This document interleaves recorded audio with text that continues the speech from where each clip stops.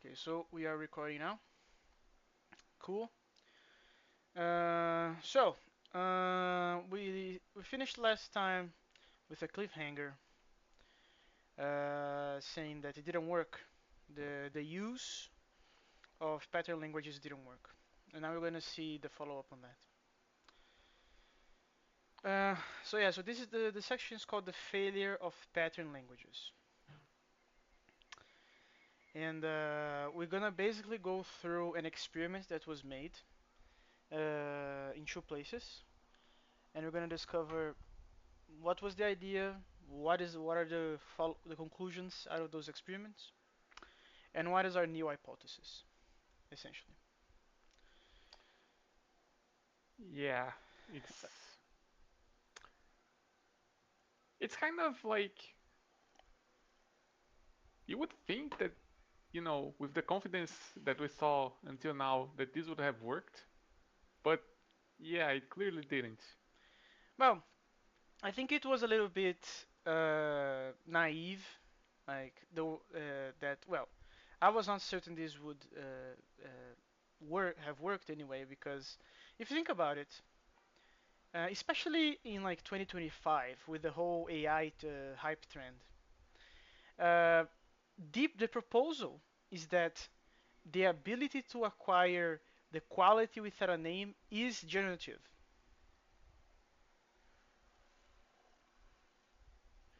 You're basically saying it's like making a cake, baking a cake. Yeah, clearly, if you just have a recipe for a cake, if different people do it, they'll have sometimes wildly different results, right? And Because it that's also depends on that's going to be our next the. hypothesis. Yeah, So, like for starters, it's kind of it is a little bit naive to believe that premise because it's very bold to say that hey, there is this thing and it's a very special thing, and there is a way that we expect that you if you follow it, you're gonna get it.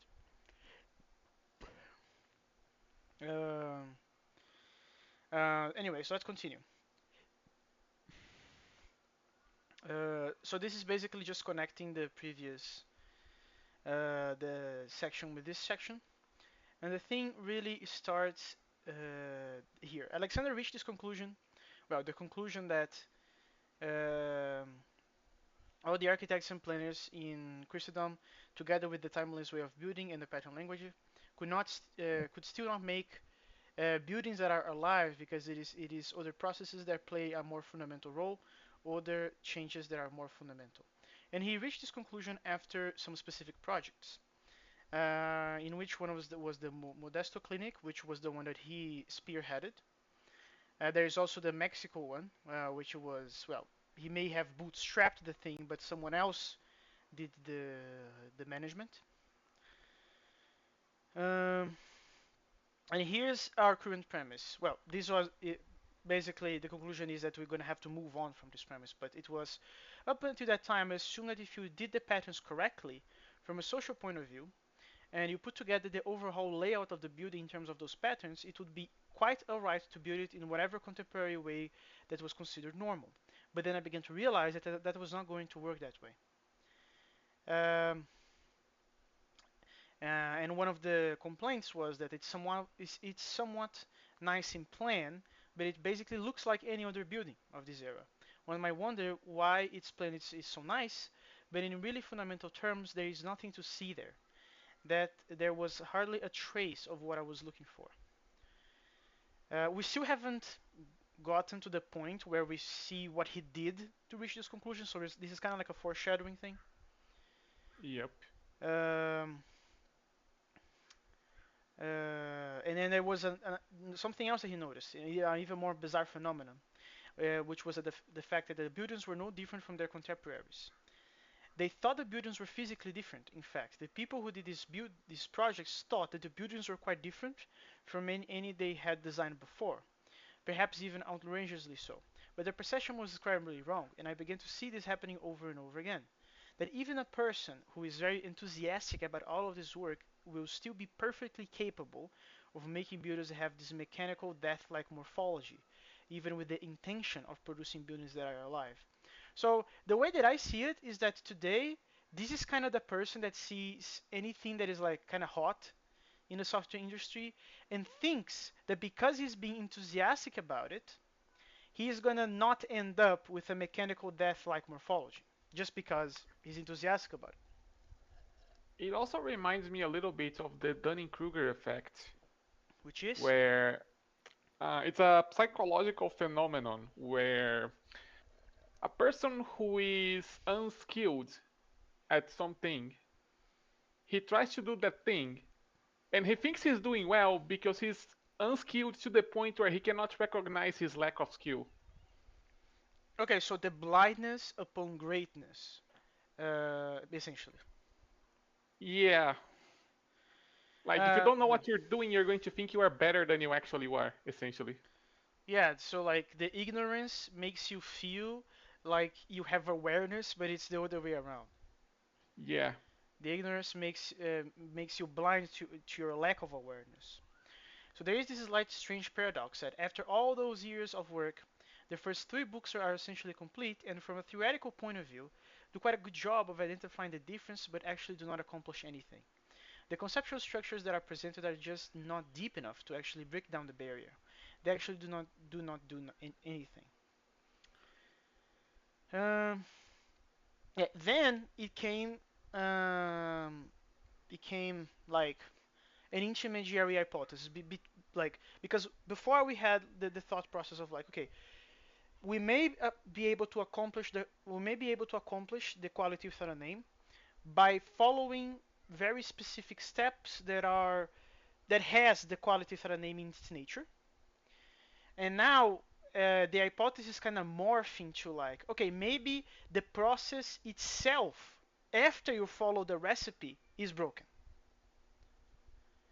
Um, so the mortgage process, the zoning process, the construction process, and the process of the money flowing through the system, the whole of the architect, the whole of the builder. And now we're going to hypothesize that by controlling the process, you control the result. And if the control retains the old broken process, the result will be the old broken architecture. Uh, so essentially, we need to have finer, like more granular control over the entire thing, essentially. Because that's what we're hypothesizing. Maybe the recipe is correct, but the one following the recipe and everything orbiting around that needs to also have control over. yep. It's like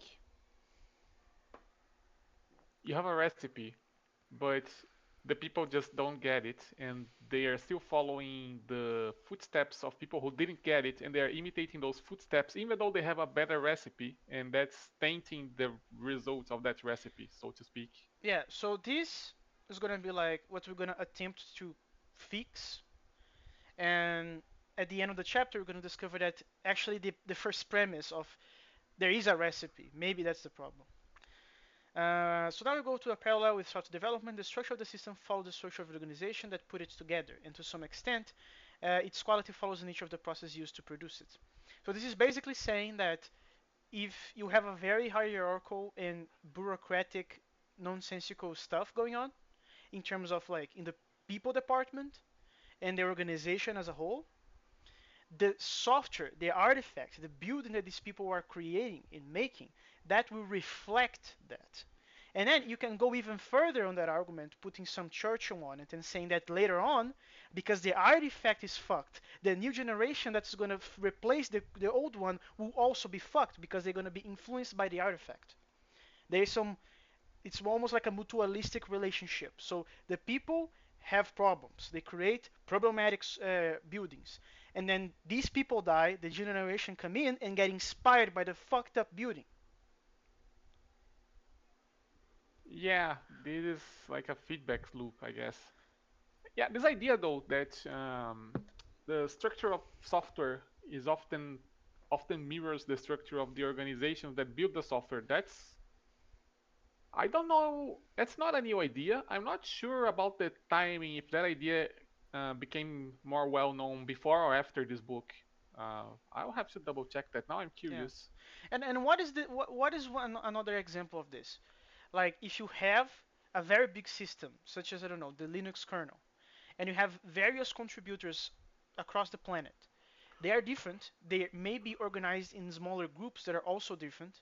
So you're gonna have components that will have different personalities in them, although they are kind of participating in the same system. So the lack of well, it's a consequence of decentralization in a sense because cohesion, um, although you can have a very likewise vision in terms of the final product, they're gonna be differences because of the separate teams and so on.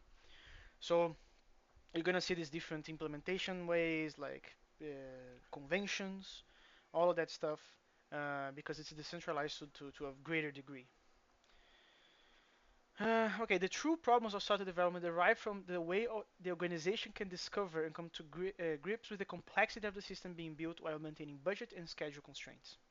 It is not common for organizations to try to put together a novel, large artifact, let alone doing it on schedule.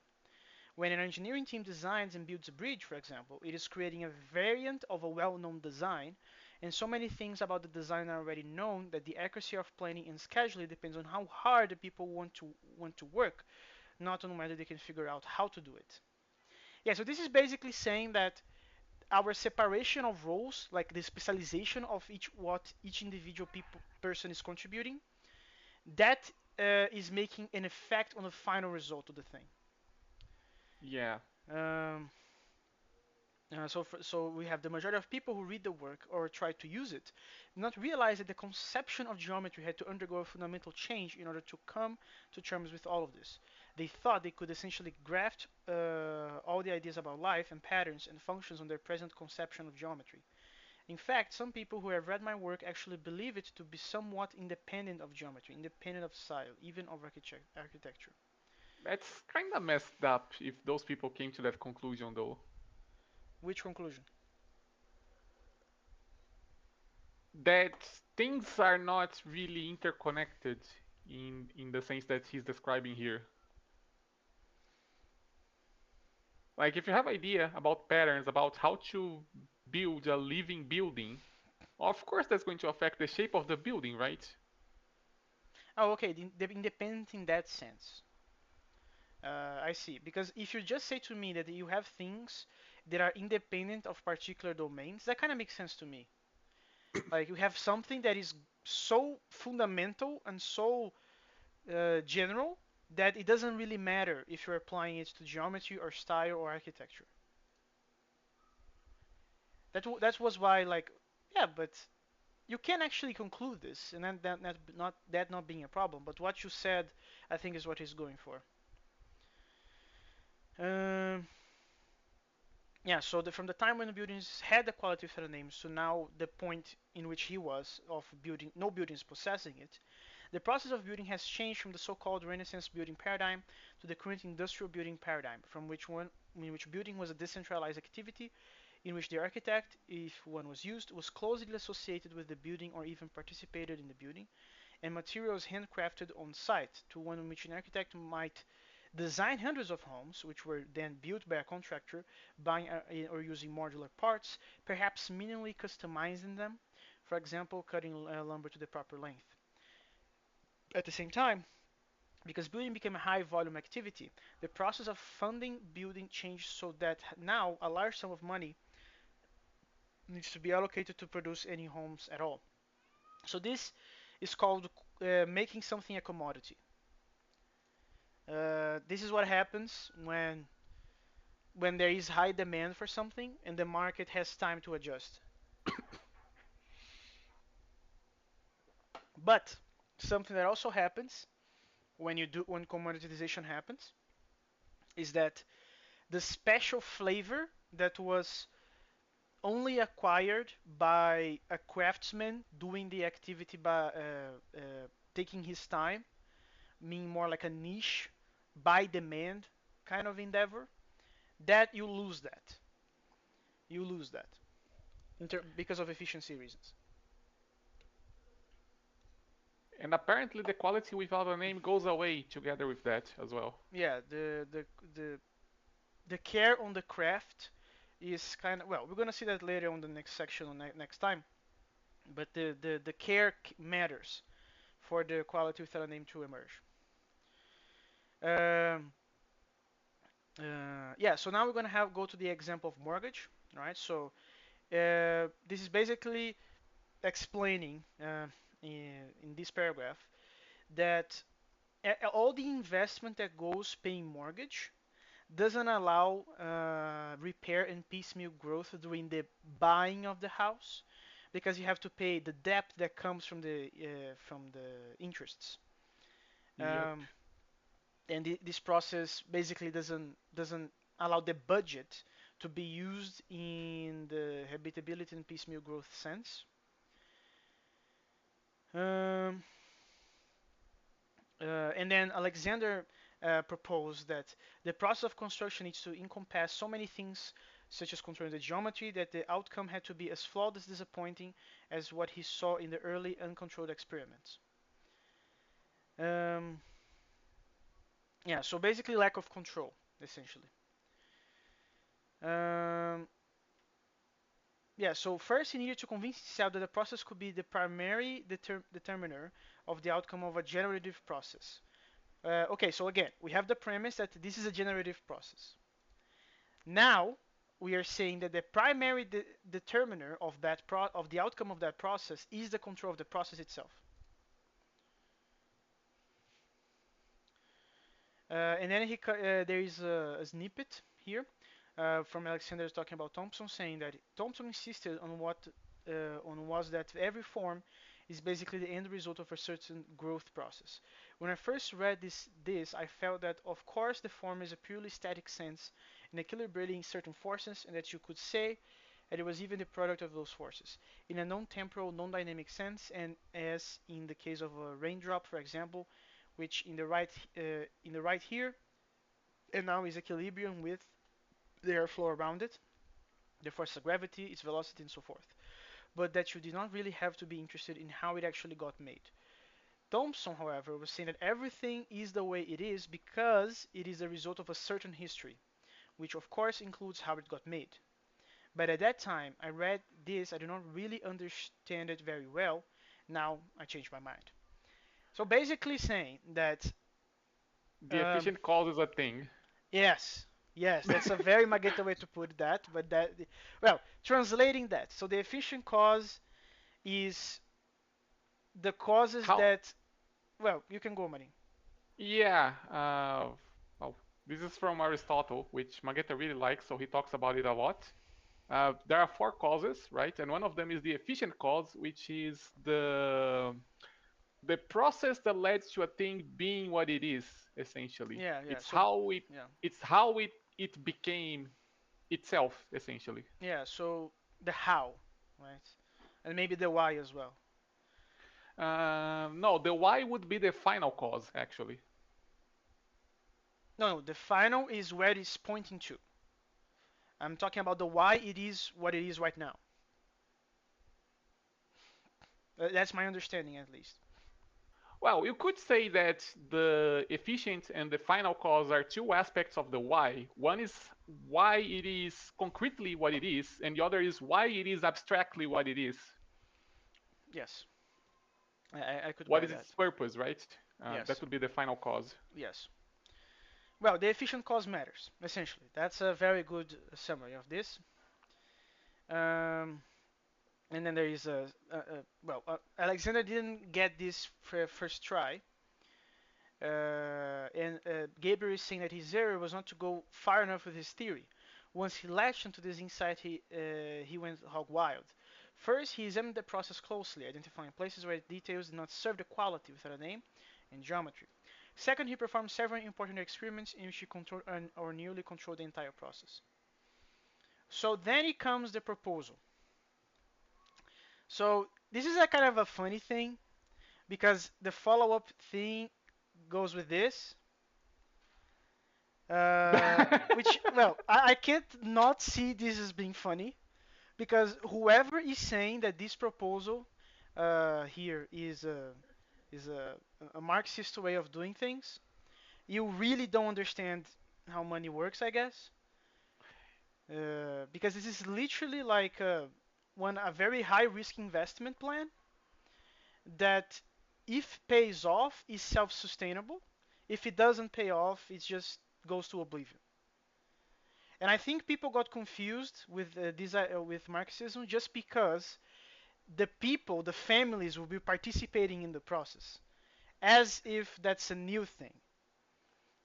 Uh, Yeah, it's like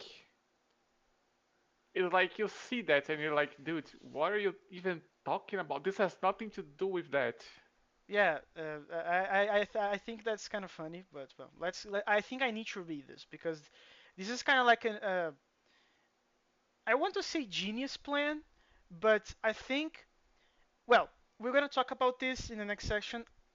Alexander didn't foresee at the time that not everyone has the care and the mastery required to pull this off. And although I confess it's kind of natural to put the family that will live there involved in the process itself, they may not have the skills to know that. Well, like they may be able to appreciate something that, with the quality without a name, but how do you know that they are capable of helping you to get there? So Yeah, that's kind being of able something. being able to recognize the quality and being able to imbue it in the things you make are two different things, right? Yeah, those are very two different things, and that's gonna well, we're gonna go that later because it didn't work. And for me, it's very natural because it didn't work because in order to make this plan work, like in paper, which we're gonna read, it makes sense, but you need the people participating in the process to have the same or close level of mastery, of interest, and deep seeking of this the quality of a name in order to make this work. So Yeah, let's go. basically you would have to basically only involve families of builders and architects, essentially. Not only that, because Master the builders and Mexico architects. plan had a builder, but it was not Alexander. Alexander went to the clinic one. The Mexico one didn't work, although it had a builder. So it needs to be to have like some sort of selection of who is going to be the fulfilling that role. So the basic idea is that a sponsor, a group of people, or a corporation will provide land at a reasonable price. There would be a builder who was actually an architect, a builder, and a manager rolled into one, because as we are seeking to have final control of every single step of the process. Families would get an allotment of money to begin construction. The builder would help, and with the pattern language, each family would build its own home. Each family would pay a fee per year with the following characteristics. The fee would be based on square footage and would decline from a very high rate in the early years to a very low one in the later years. It was assumed to take around 13 years to pay it. Materials for building would be free to families. Free. Uh, you don't guess why the fees are there. This means that families would be encouraged initially to build small homes. Because materials would be free and the only fees would be for square footage, each family would be encouraged to improve or embellish its existing space and the cluster's common space. As time passed and the fees dropped in later years, homes could be enlarged. These clusters would nest in the sense that would be a larger political unit responsible for enhancing structures larger than any particular cluster. For example, roads would be handled in this way, and a political unit would be a sort of representative government. Okay, reading this back, now I see why this comment was made. Because if the fee is only on square footage, this means that you can build a castle if it doesn't take too much horizontal space. You see? Yes. So the reason that that the free lunch argument was used was because someone is paying for the materials and you probably cannot pay all the materials just by the square footage pricing, given that it's by premise being a reasonable price. So someone is like subsidiary stuff, some some subsidizing. Is that how you say that? Yes, it is. So someone is doing that. So probably, well, the money is coming from somewhere. So it's not again the free lunch argument goes as always. But the reason that they felt like that they used they criticized the Alexander's views on Marxism is because his proposal is assuming that someone is paying the bill and not the people. At least not the families. Some people, but not the families. These families. Um, Well, so well, I don't think that's what he had in mind, given this description. His idea was, okay, you'll probably get an amount of materials that's proportional to the space you are taking, right? Because, well, your building will be proportional to the space it occupies. well, but like I said, you can make a vertical castle by this math, and it doesn't matter, right? You could, yes.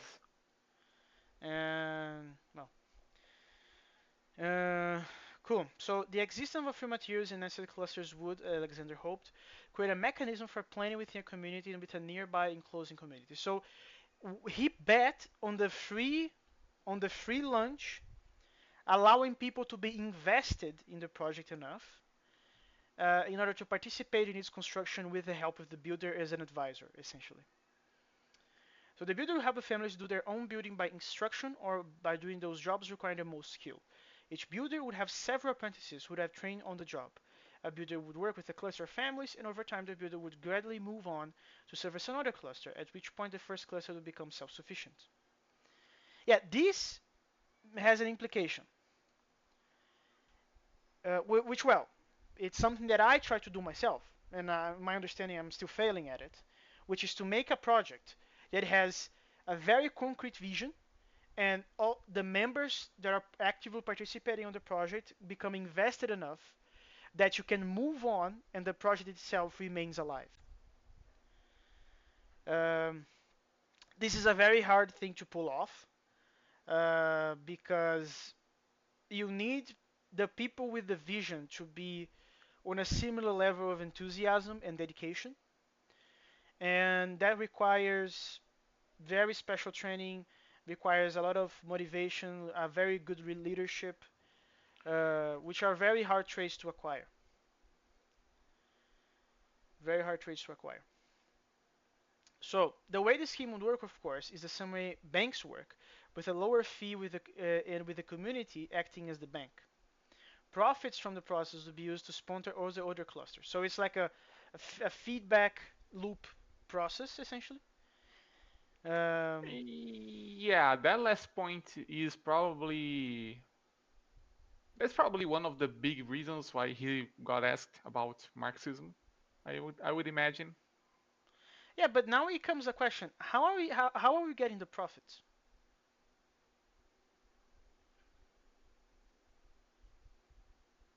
That is indeed a good question. Because we're not making money, as far as my understanding goes. Well, you might be. It depends on the proportion between um, how much the sponsor is spending versus the fees that the families are paying to live there. Well, to get the land Okay. to So live you there. actually have profit if the fees outnumber the cost in the free stuff.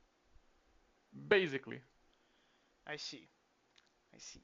But that's very unlikely to happen though, because if the sponsor is like having a loss because, well, making the land at a reasonable price, as and you can make vertical castles, I have a very hard time believing that you're gonna have this is gonna be the rule. But I may be wrong. Um, well, as we said, a funny comment that which is kind of double-edged because I don't know, is Alexander against or in favor of this? After all, I, I really don't know, to be honest. assuming that he's anti-modernism, I was kind of feeling that he is against this. And then he got criticism because this is kind of like free lunch for the families participating in the process. So maybe that's the rationale. But if he is in favor of this, The criticism comes from this, I guess.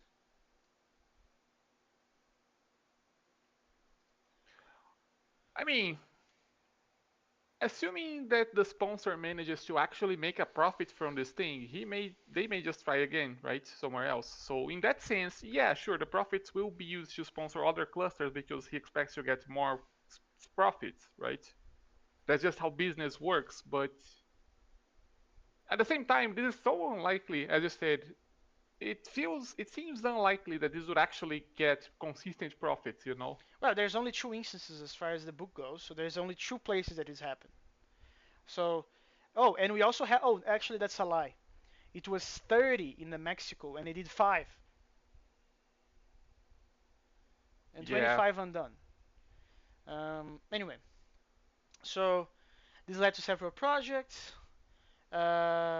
So to this end, Alexander managed to get past the Berkeley referendum in the early 70s to put a moratorium on the new construction, establish a commission, blah blah blah blah blah.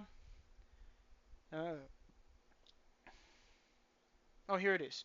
The most ambitious experiment was to build a community in Mexicali. The Mexican government became convinced that Alexander would be able to build a community housing project so far less than the usual cost, so they gave him the power he felt he needed to organize it. The land was provided in such a way that the families together owned the encompassed public land, and each family owned the land on which their home was built. The point of the experiment was to see whether the proper process and plus a parallel language, a community could be built that demonstrated the quality without a name. Because of the expected low cost of the projects and strong recommendation of the university on Alexander's work, the Mexican government was willing to allow Alexander to put essentially into practice the system. And then here's are some details. What kind of person is in charge of the building operation itself? The one above all guy or woman. The architect builder is in charge. So this is like the team lead. How local to the community is the construction firm responsible for building? Each site has its own builder yard. Each responsible for local development. So they have um, like a place that the community would participate called builder's yard. And this corresponds to to putting control of the computer and software resources for a small project within that project. Local control and physically local resources are important. This is basically delegating to the like a smaller team or something. basically. Who lays out and controls the common land between the houses and array of lots and houses? This is handled by the community itself, in groups small enough to come to agreement and in face-to-face meetings. This corresponds to small group meetings to discuss and negotiate interfaces in a project. Yeah, so this is like when you have like you're making an API and many clients will consume such API, and you have a meeting to discuss how the API will look like.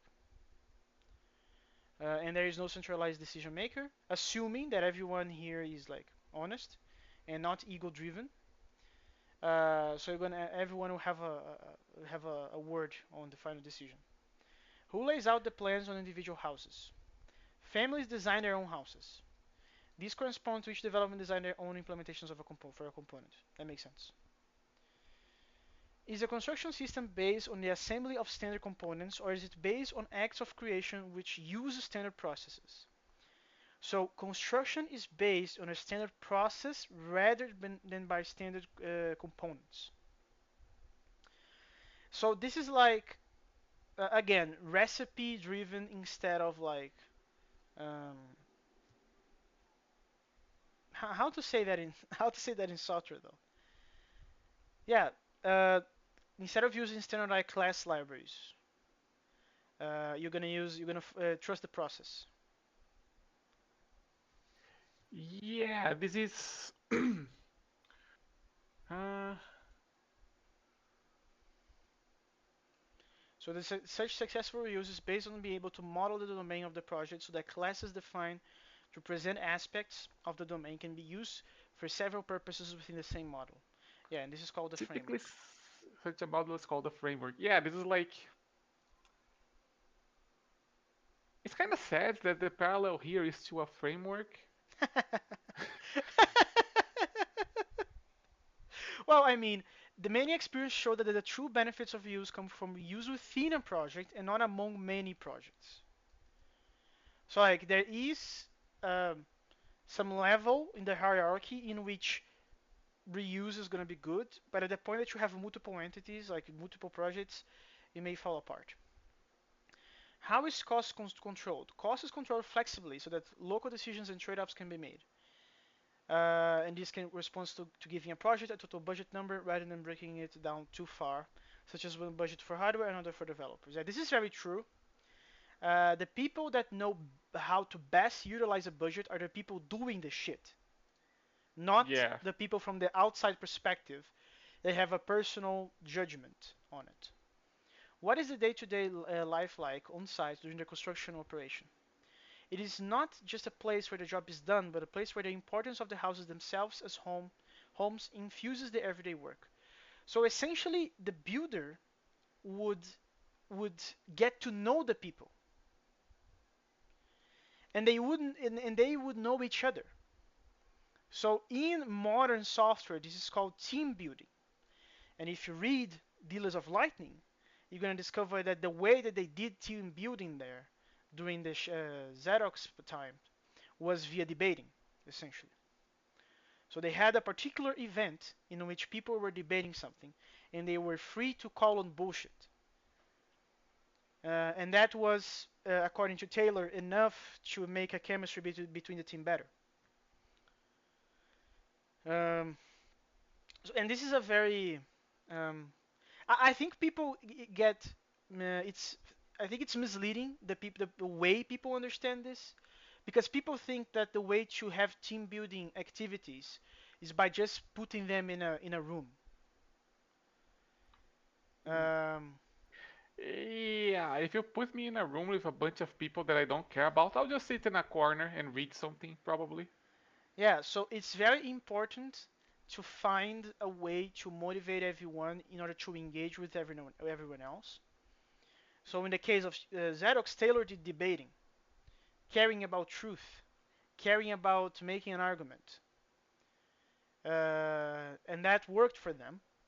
But you have several other ways to accomplish something, probably not to the same degree of connection between the people, but because the debating has hard stuff, and hard stuff is what makes the hardest glue. But if you have, I don't know, hobby projects, similar unusual interests, that also can go a long way. Um, and then it goes the justification. Why is the day-to-day life so important for Alexander? It's because the quality of the result depends on the quality of communication between the builders or developers, and it depends on whether it is fun to work on the project and whether the project is important to the builder or developer in a personal sense and not just in a monetary or job sense. So basically, if you care, that's better. The best results are acquired when the people involved care. And that is a very commonsensical thing to say, but I have 99%, I'm actually 100% certain that people don't understand that. They don't understand that if you force someone to do something, it will be objectively worse than if the same person didn't because she sees sense in it. That's so groundbreaking, commonsensical, and forgotten that it's kind of tragic in a sense. I wish more people thought like this nowadays. Uh, well, it is what it is. Uh, oh, then we have the. Oh, we have 20 minutes though. Let's try to pick up the pace. Um, so then we have like reports, right, of how that went. And in the book, Alexander tells us about the failures of the project, and it's in close up. He says there were a number of failures. First, the Mexican government lost faith in the project and pulled the plug after five houses were built, leaving 25 unbuilt. Partially, they lost faith because the buildings looked traditional rather than modern. The almost naive, childish, rudimentary outward character of the houses disturbed them extremely. Remember that the families, by their own frequent testimony, love their houses. So basically, when people decide by themselves what their houses want to be like, they end up building traditional houses, and the government was like, nah, it's not modern. I don't like this. Bye bye. So essentially, the government knows better argument. How Yeah. fitting. Another reason was that the government was dismayed by Alexander's experimentation with construction systems. The government felt that because Alexander was a world authority on architecture and building, he would simply apply what he knew to produce beautiful homes cheaply and rapidly. How One do they know that he's not doing exactly that? um, because they judged that the the value of how beautiful they ended up being was not worth given the cost and time. And of course, that's just outlandish because the people living there actually disagrees. And if you think you know better than them, it's like what are we doing? Why we're doing any of this then?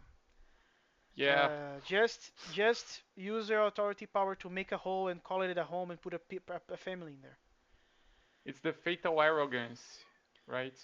As there. Hayek would say. Yes. One failure that seemed to disturb Alexander was the builder's yard was abandoned. So this is the catch. After after he left for his thing, the people responsible for continuing the legacy of what was constructed, they ended up abandoning it, which is my fear as well. Although Marinho asks me to not die every time I say this, if I do end up dying tomorrow, I I have a hard time believing that tomorrow is gonna be my junk day. And that crushes my heart, but as I said, this is a very hard thing to pull off, but I'm trying my best. He felt that the process would have continued with how his involvement with the family saw that they could control their own living spaces. So he assumed that the families would understand the mission and would continue the process by themselves without having to like being carried over like as a parent would with his child. He got disappointed.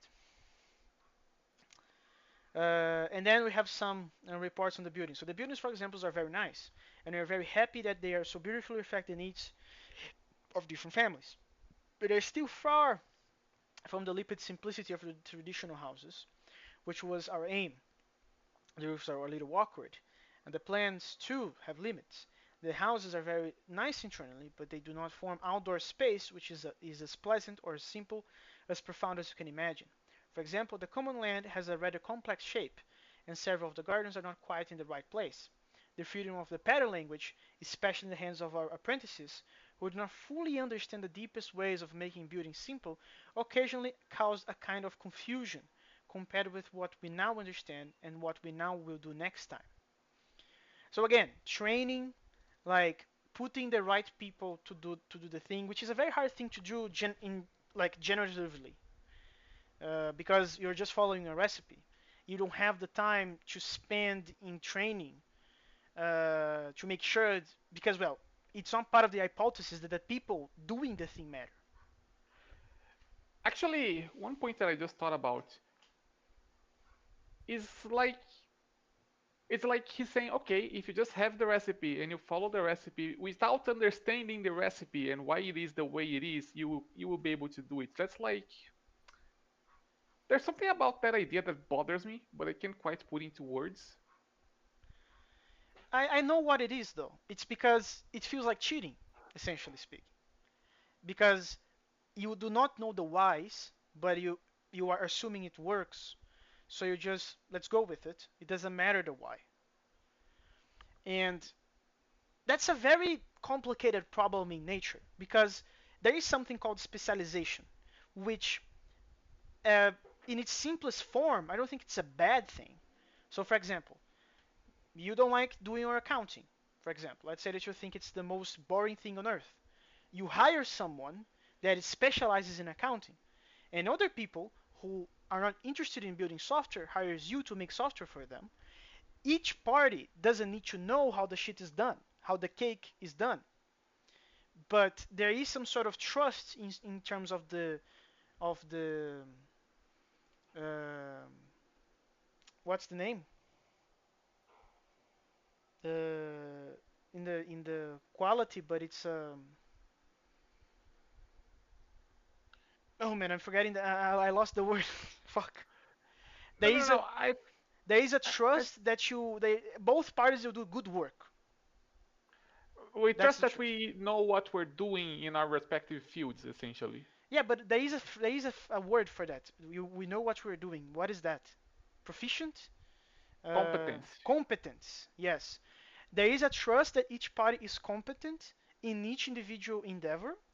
Hence, we can trust each other that things is gonna work out. But if you are the type of person like me that I have a very hard time trusting people in order to believe they are competent, either I have to learn it myself and spend the time and resources that are scarce to invest in that, or I need to develop relationships in which I can discover and have more faith that this person I'm delegating and allocating them to do this for me, and I trust they will do good stuff.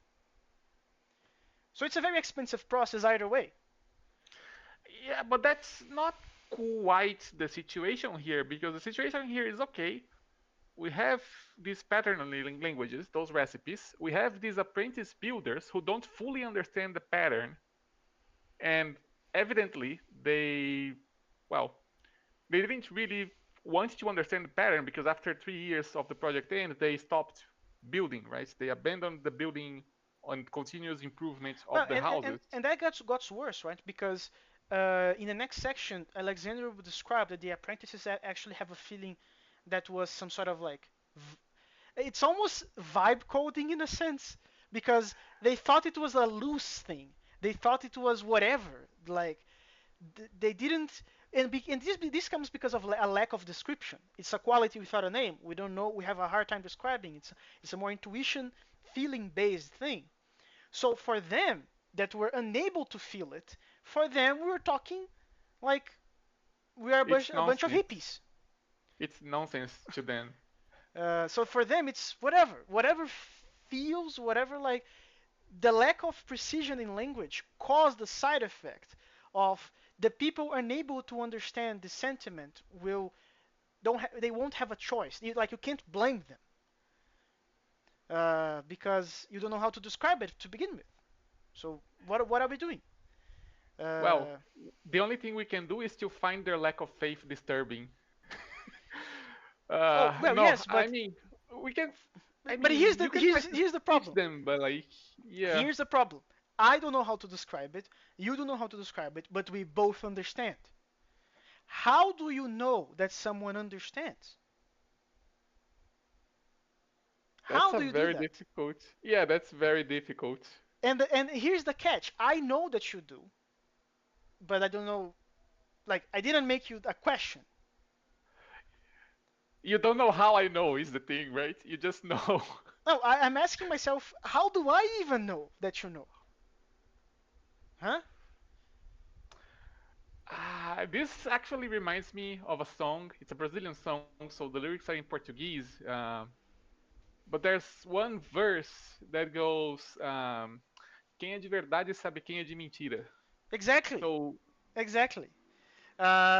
It's a very funny thing because when talking to someone, actually I know how I know. That's actually now that I think about it, the reason that I know that you know is because although we don't know how what it is, when when talking in the surroundings of the thing, everything that you say makes sense to me, and everything that I say seems to make sense to you. So even though we are not at the core, at the heart of the thing, being able to describe it by the borders is already enough to give me evidence that wherever we are close to each other. category theory strikes again. Exactly. In a sense, it's like we are doing universal construction together. We are not able to describe the internal stuff, because of reasons, but the ability to do universal construction together gives me enough reason to believe that we are not, if we, like, either we are talking about the same thing or we are going mad together. So like these two possibilities are okay to me. I'm okay with those as well. When the government's support faded, the physical buildings of the builder's yard had no clear function, and because of peculiarities in the way the land was held legally, were not transferred to any other use either. So now the most beautiful parts of the building which we built stand idle, and yet these buildings which we built first, with our own deeper understanding of the pattern language, were the most beautiful buildings in the project. That is a very distressing, perhaps the most distressing of all. So essentially, after the money got a cut, the people that would have to do it by passion were not there. They maybe they were never there. Which well, um, it happens. So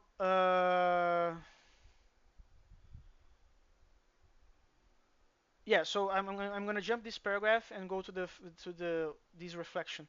But what I'm saying now is that given all our work and even with us doing it, it only works partially. Although the pattern language worked beautifully in the sense that the families design very nice houses with lovely spaces in which are completely out of the rubric of modern architecture, this very magical quality is only faintly showing through here and there. Uh, we're running several little experiments in the builder's yard. There is an arcade around the courtyard with each room off of the arcade designed by a different person. Some of the rooms were designed by my colleagues at the center, and they also had this unusual funkiness. Still very charming, very delightful, but not calm at all.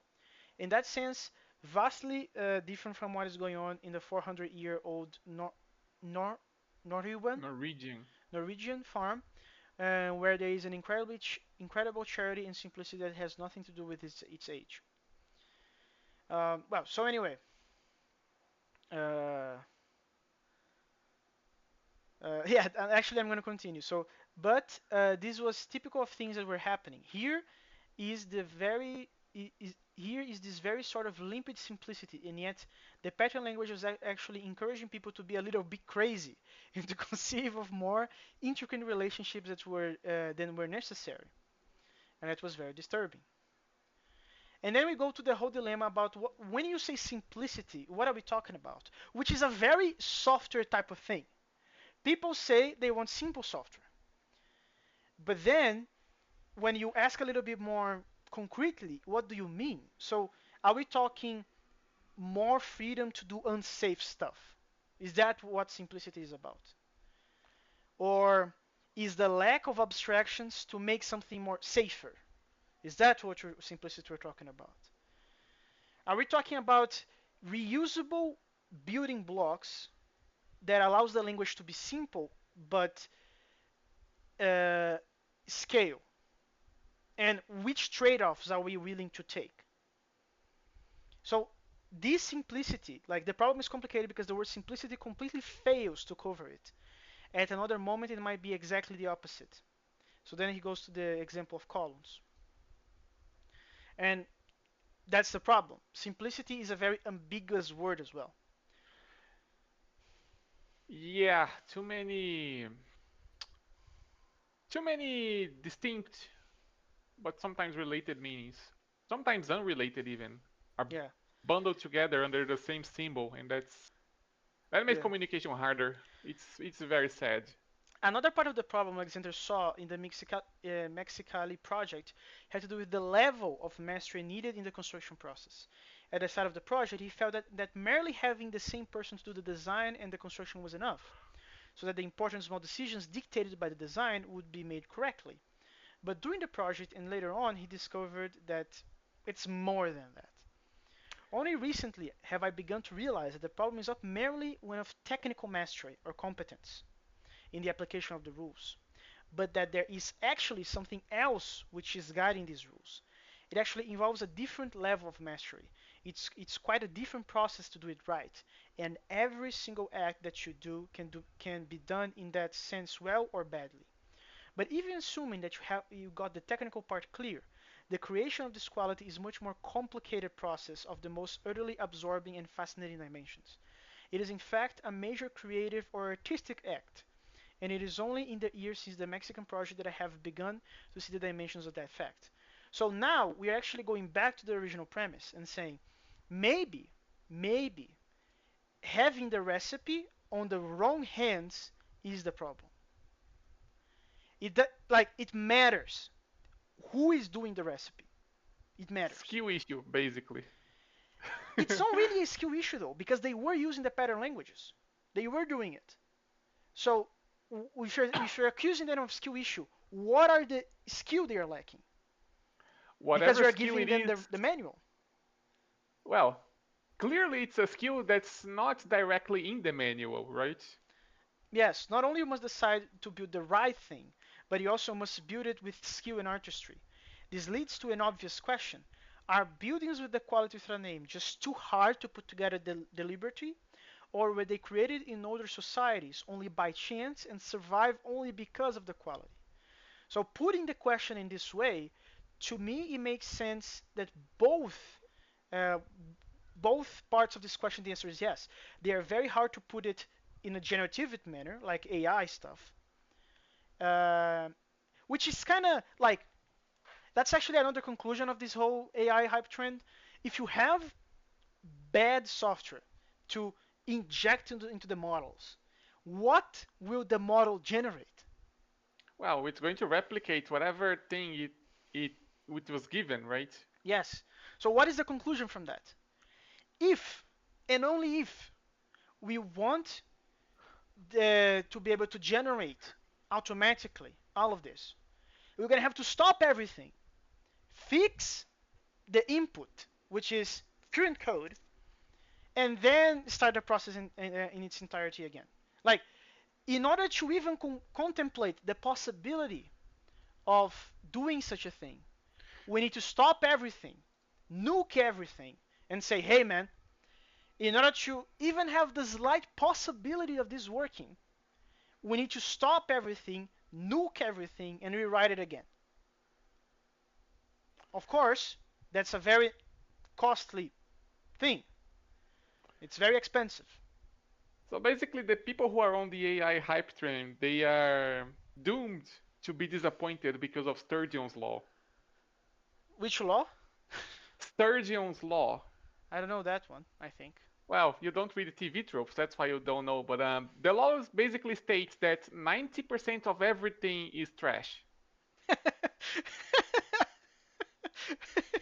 Well, And the uh, more cynical people would go on to say, yeah, including the remaining 10%.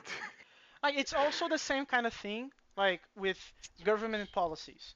Government wants to inject more money on current on areas that everybody agrees it's problematic, but they don't understand that putting more money in something that is inherently flawed will not be fixed because it has more money in it. Yeah, Like having more, like if you have a virus and you inject a bunch of hormones or whatever viruses use to reproduce, you're gonna have more viruses.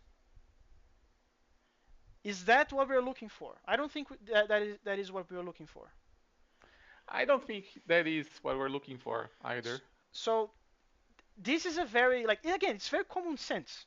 Very common sense. You have one thing that is bad. If you replicate the bad thing, it's gonna get worse because now you have more bad stuff to maintain. That's why it gets worse. Also, the process of copying something may introduce more flaws as well, so it tends to get even worse over time. Yeah, maybe it's an exponential. It's an exponential curve of getting bad. But anyway, there is another chilling possibility. Perhaps, well, I didn't read this. Or even more cynically, is there a form of nostalgia at work in which everything old is revered because it comes from a more innocent and noble age? So this is basically saying that maybe there is a nostalgia factor pumping up the the understanding of the old stuff, making it be judged as better than whatever they had at the time. I think that partially maybe, but I don't know. I don't have. I'm not that cynical. And then there's another possibility, which is that perhaps it takes a real artist to create buildings and towns possessing the quality without a name. And if you think about it, there's nothing shocking about it. It's like, well, of course. We basically tried to make the creation of the quality without a name a commodity. We failed. And now we are going back to the point of, hey, maybe, and just maybe, the right people need to be there to create the right stuff. Well, at least that's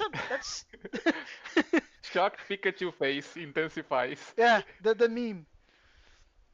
And well, now we're gonna go to the. This is basically a bunch of examples, and then there is he goes about telling the example of his father about painting, which well, it's not exactly about the technique, about drawing skills and how to reproduce what you saw in reality by attending to each detail in order to create an accurate reproduction.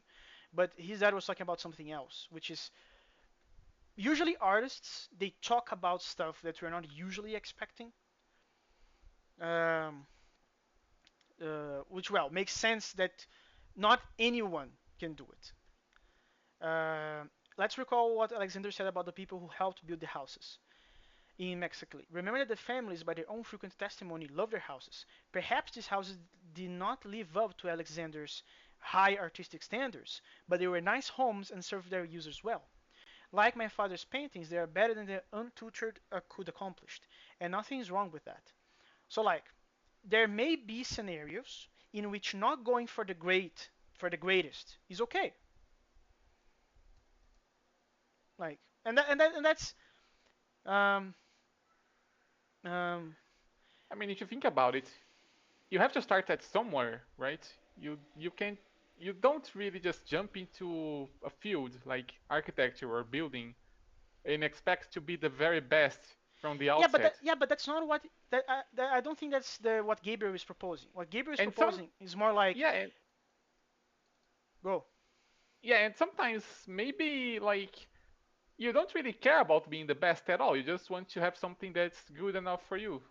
No, but that's the thing. I don't think that's what Gabriel is saying. What you're saying is that you have to start somewhere. But what he is saying is that maybe the results of following the recipe didn't live to the expectations of the quality without a name, but maybe that's okay. Maybe that's the best that the pattern language can do by itself, um, and maybe it is okay that they didn't acquire the quality without a name. You see, it's kind of like giving points to the recipe approach of like you have guidelines, you have like a manual of what to do and not what not to do, but you're not an artist. Like you don't dedicate 80 plus percent of your life to this, to refining your craft. But you need to get something done. Maybe not having the quality without a name is not a problem. I don't think. How can I say this? Putting in this way, describing in this way, makes it sound bad. Because why would you not want the quality without a name? The reason is because it's expensive, and we're not even we're still investigating how to get there. So just following the pattern language may be your best shot at that point. So the failure of the pattern language is the bootleg design houses, and in Mexico are maybe simply the failures of artistry. Perhaps these are true failures, but they should not dissuade us from considering how to create things with the quality without a name. Like, and this is basically saying maybe it is okay to not have the quality without a name, but that it should not demotivate us from trying to make it happen. I think that's a very healthy way to look at things. Um, it's tough though, because assuming that you are one of the chosen ones that can identify the quality without a name, and you identify that you yourself you're not capable yet of making that happen because we just discovered that the recipe is not enough, that's gonna potentially have some effect in your self-esteem because the conclusion is basically saying that you suck, but it's not a disaster because you can follow the recipe. But that sucks. Like, just saying that sucks. Well, it's motivation to try to be better. No, you have to have the right mental state and mental framework to understand that, first, this is a very complicated thing to even define. Imagine even to pursue it. Second, mastery comes with time investment, dedication, and getting out of your comfort zone. You have to apply those things for a certain amount of time. Some people were talking about years, some people talk about decades. You cannot have the immediate understanding of like, okay, I'm next week I'm gonna be enough. That's not how that works, bro. That's not how that works. And you should be okay with that. You should come in peace with that conclusion, without going crazy about I'm trash or whatever. Um, it is easy to see that the process of constructing buildings has a correspondent in software, which is the process of software construction is the simple most important determining factor in software quality. Uh, and Alexander's building process adapted to software could be called a form of incremental development because it advises the use of small groups with autonomy, architect builders at the realm. Um, this is kind of pointing to a direction of like some decentralization going Yep. on. And now we're going to go back to simplicity and what corresponds to geometry that Alexander talks about in our realm. He talks about the code itself. So many talk about the need for excellent interfaces and the ability of separating interface from implementation, but very few people talk seriously about the quality of the code itself. In fact, most theorists are eager to lump it into the category of things best not discussed, something to be hidden from view so that it can be changed in private. So like, um, what is a good example of this? Um, if you're following a particular design slash architecture decision, but your code sucks, these people are basically saying it's fine. Eh, I disagree. It's not fine. Well, it's impossible to agree with that, given you and me and Mageta and Benet, we 100% disagree on this. We the the artifact itself must be the best as it can be. It doesn't matter that, oh, this function should have this interface and should return this, and that's enough. For example, in Karuta, we have a function that obeys such a thing, the unify function. However, the unify function is implemented in such a way that everyone is disgusted about it. and Yeah, and it matters. It matters. If we were these type of folks, we would say, who cares? we do. The quality comes in nearly equal part from the artistry and creativity of the builder, who is the one whose hands most directly form the geometry that gives the building its quality and character. Isn't the builder the coder? And isn't the old style software methodology to put design in the hands of analysts and designers and to put coding in the hands of lowly coders, sometimes offshore coders who can be paid to lowest wages to do the least important work? If Mageta was here, he would just say Indians. Yeah, but yeah, this is being recorded. So uh, just like this is kind of a joke, and nobody's taking it seriously. But well, if people try to cancel us, who cares? Um, yeah, but here's a very interesting process. Not process, a very interesting thought. It's basically saying that there is people made a separation between the people doing the design slash architecture slash important decisions and the people that are going to implement such decisions. There is this separation, which is you also usually with a bonus of wage. So the people doing the big decisions are paid well, and the people implementing the decisions are classified as the least important work. And maybe this separation is in the root of the problem. is in the heart of the cause of the problem, which is that the people who best have opinions about how to design something are the people that gets the hands dirty more often. Yeah, because they know what's actually going on, right? Yeah, but this goes back to my debate with Leandro back in the day about because he was I was against the idea that every single clash in design decision don't not all clashes need to have implementations done in order to compare them. Some of those debates can happen in an abstract realm, and everyone can just convince each other. Leandro would say that this separation is um he he tries to go against this separation by proposing what he does, which is, oh, you have a debate, you have a disagreement, both people just implement it and go have fun and give me the results. Because then the people doing the dirty work are the people doing the design. He would make that argument.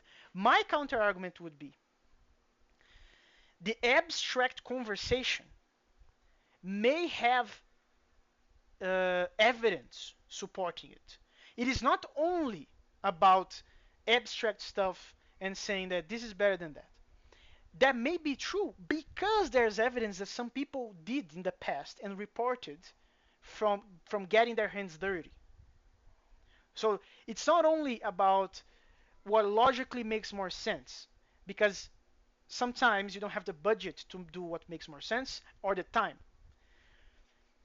But then that argument of, oh, we should do this, and I may put on the table that I'm suggesting this because evidence shows that this is the best way to do it.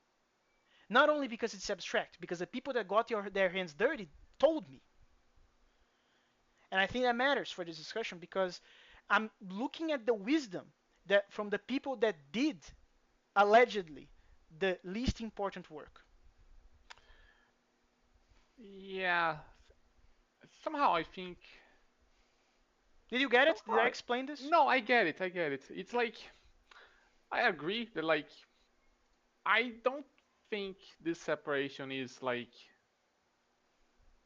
I kind of get why it's there, but I don't think it's healthy at all. The reason it's there is because the people that are doing the big decisions allegedly were once people that got their hands dirty. So they were promoted because of their competence. The problem is that if they're still not messing with if they're not doing the coding anymore, then they may lose touch with that. Not only that, but who said that necessarily the people that are suggesting some approaches are the ones that already observed and gathered evidence about the consequences, the implications of such approach? Because we have examples at the time about dogmatism, about people being religious about some software stuff. Um, Not to say that there isn't religious aspects to some software decisions. There are for sure, but some of them are kind of misplaced. So, well, you can go on LinkedIn and see that daily, essentially. Uh, but that makes the alleged "I got promoted here because I actually did the work and I know it works" a little bit sus. Methodologies who insist on separating analysis and design from coding are missing the essential failure of design. The design is in the code, not in a document or diagram. This is big because this is basically saying that the idea of the hierarchy of having the people making the documentation and the people making the diagrams and the people implementing those diagrams for real, that hierarchy should be flipped. I am the one, I was the one that implemented, so I know better than you, and I can validate your diagram instead of being what is currently happening, which is there is a diagram, and software must bend itself to follow this diagram because I know better. Half a program's time is spent exploring the code, not in typing it or changing. When you look at your code and see its design, and that's most of what you're looking at, it's mostly where coding that you are designing. Um, so Oh man, we're already 1 hour and 15. Let's continue. This could be a lesson for some of our software development methodologies. Study software, not software methods. Patterns can help designers and design coders to make sure they put the right stuff in their software. But it takes a coder with extraordinary mastery to construct software having the quality without a name. And what of simplicity? Can it be that blind subservience to simplicity in software development can lead to the same death-like morphology that it causes in architecture? That's a question. That's a question. That is a question, indeed. Um, yeah, now we're gonna go to like Gabriel's personal experience. So most of the patterns I've seen present solutions to technical problems. For example, a pattern language I'm familiar with explains how to produce a design for a program that will validate a complex set of input values presented on forms that the end user fills in. It's nice, but I'm not sure where the quality within a name is in this language. If I needed to write a system with a component that had to validate input fields, I would use it, but I doubt that the quality would emerge from what I learned from the pattern language. From the pattern language, I would learn the issues that go into an input validation component, and I would be able to get all the parts right, and perhaps folks later on maintaining my component would have an easier job of it for for my having using the pattern language. I always don't understand like this sentence is weird. You always don't understand. Yeah, this every time I read my and then having like that doesn't feel right. But I doubt there would be any artistic merit or in it or the quality. That's because Um, that kind of construction doesn't exist in Portuguese, really. no, but even in English, like reads wrong to me. It's it's unusual, but it's perfectly valid. I guess it's valid, but like unusual, it's an understatement in my the way that the content that I consume. When I look at software patterns and pattern languages, I don't see the quality through name in them either. Because Alexander said that both the patterns themselves and the pattern language have the quality. In many cases, today the pattern languages are written quickly, sort of like students doing homework problems.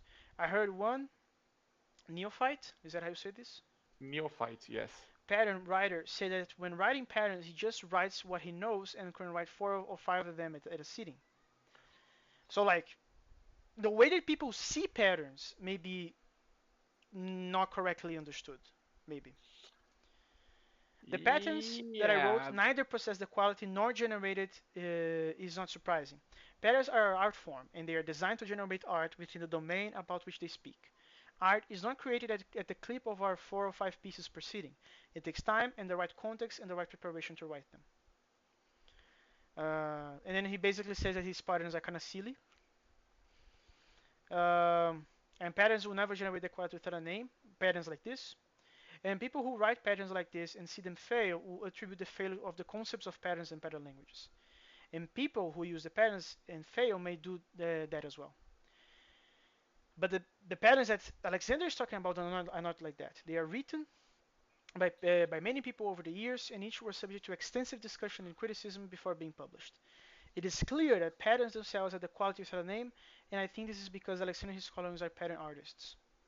It just seems that the experiments Alexander did in Mexico were not done by artists, or that the muse didn't visit them during the process.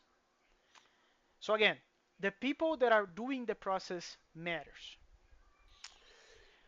Um, and I think I kind of okay. Here's a hot take. Here's a hot take. you have a hot Why? take, Yeah. okay? Why it is so? Why is this conclusion so problematic? Why not being generative? Not you cannot just follow a recipe. Why is that a problem? Because because that means that there's more to assessing your profile to a particular position than what is more marketable. So here's an example. Let's say that you have a CV with all the current trendy stuff that every single big corp is looking for. So you have Kafka, you have event sourcing, you have microservices, you have Java, you have Ugh, Rust, you have all of those that's things combined. ugh. If the hypothesis is that they should be looking for artists, not people being able to follow recipes. None of these qualifiers matter anymore. None of them matters. Why? Because there's more on the assessment of you as a candidate now. And that can go a little bit controversial. So, for example, back in the day when we had that controversy in Brazil about, oh, this company is actually judging hire you based on your political stance, that is a more extreme case, but that is making an attempt to assess you outside of recipe follower capabilities. Is it really? Well, then that particular example may not be, but it's an attempt. Because to judge, how do you judge? How do you evaluate the artistic capabilities of someone? Their personality is one factor. What they like to do is another factor. What they believe in is another factor. So you get out of like, that's why it's a hot take, because maybe in order to assess someone in terms of its artistic capabilities, you cannot just follow the mode of like hard stuff in CVs, such as which technology do you use, which programming languages do you know, which design patterns do you know TDD, do you know BDD, do you know test-driven development, do you know agile methodology, do you know Scrum? You cannot assess the artistic capabilities of someone just by asking those questions. And that's why it's a hot take. Because what people understand as normal today is that an employer should not care. Um, like, the employer should only care, let's say it this way, the employer should only care about those things that I just described, which are like hard stuff, as people call it. They should care about some soft stuff, such as, are you a do you talk with people? Are you an introverted person? They still ask HR still asks these type of questions, but you should not go beyond that. You should not go beyond that. I think I see what you're trying to say. It's like the current understanding is that you should care about what the person can do, not who the person is. Yes, But who the person is affects what they can do. yes, and that's the controversy there, because if we're going to consider what the person is now, uh, people may be unpleasant. It's going to be uncomfortable for them because they're going to be judged. We're going to go back to the medieval times in Italy, where your character, your personality, like what you believe in, that was considered to be employed in medieval times. We're going to go back to that area, and people are afraid of that because they know, some of them know, that some of your beliefs, some of your vision, some parts of your vision, or many visions for that matter, that may be not well received by the employer, and you don't think it matters for the job, right? You don't think, well, people like to think that what they think is truth, or if there is or there isn't truth, they think that's completely disconnected from the act of doing the job. And to some extent that is true, right? You don't need to believe or not in truth to, like, I don't know, put concrete Swing a on pick, walls or something. yeah, swing a pickaxe to mine iron or Yeah. whatever. But here we are talking about jobs such as architecture or software development in which the artistic capabilities of someone that is completely related to what the person believes and thinks is true, that has an influence, that has a contribution to he or, or his or her capacity of making it happen with the quality of their name. So that's why it's a hot take, because I know for a fact that people don't want that to happen. They want hard stuff, such as the technicality stuff, some soft stuff, and that's it. Everything else, they're gonna go on Twitter and complain about it, and everyone thinks everyone's gonna hate the employer. Um, And now we're going to finish with this paragraph. Alexander's story is nearly up to date, but to many it disappears at the point we've left him here. Our modern day pattern writers are content to stop with a pattern language and a timeless way of building and to go off writing patterns. They ignore the failures that Alexander himself saw in his own process at that point. The next chapter of the story takes him back to geometry and art. It's probably a story that has only the most metaphorical application to software because it has to do with beads, beauty, art, geometry, and Turkish carpets. And that's what we're going to talk about next time. So, anything before I finish the recording? Not really. See you.